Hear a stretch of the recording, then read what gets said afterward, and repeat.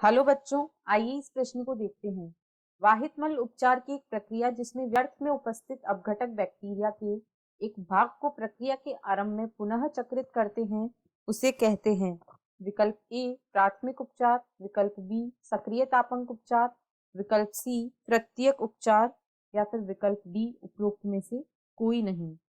इस प्रश्न की जो मुख्य अवधारणा है, मुख्य अवधारणा वह है सक्रियत आपंक उपचार। सक्रियत आपंक उपचार, सक्रियत आपंक उपचार जो होता है यह वाहित मल उपचार का ही एक प्रक्रिया या एक प्रक्रम होता है। यह वाहित मल के उपचार में शामिल एक प्रक्रिया होती है।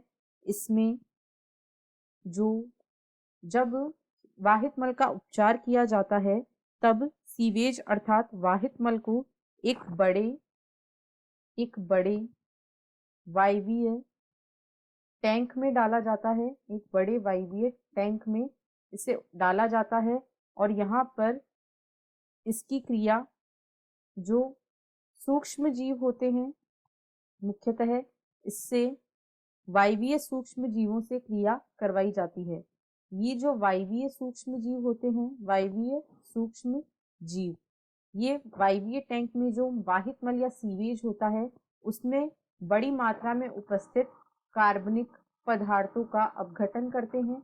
कार्बनिक पदार्थों का अपघटन करते हैं तथा उन्हें सरल घुलनशील पदार्थों में परिवर्तित करते हैं। इस प्रकार के उपचार को द्वितीयक उपचार कहा जाता है और जो सक्रियत आपंक उपचार होता है वह इसी का ही एक भाग होता है।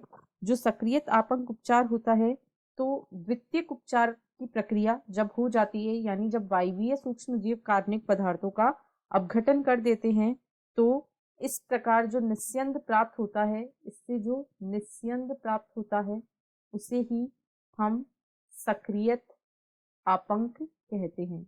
उसे ही सक्रियत आपंक कहा जाता है। ऐसा इसलिए होता है क्योंकि इस निस्यंद या सक्रियत आपंक में बड़ी संख्या में बैक्टीरिया होते हैं। इसमें बड़ी संख्या में बैक्टीरिया होते हैं। अब जब अगले बार फिर से अगले स्लॉट में या अगली बार जब फिर से वाहित मल का उपचार होगा तो इसका पुनर्चक्रण किया जाएगा, यानी इसे जो सक्रियत आपंक होता है, इसे जिस प्रकार दूध को जमाने के लिए उसमें दही डाला जाता है, उसी प्रकार सक्रियत आपंक का एक थोड़ा सा हिस्सा लेकर उसे फिर से वाहित मल के उपचार में काम में लिया जाता है, यानी इसका पुनः चक्रण किया जाता है। ऐसा करने से जो अपघटन की प्रक्रिया होती है, वह तेज हो जाती है।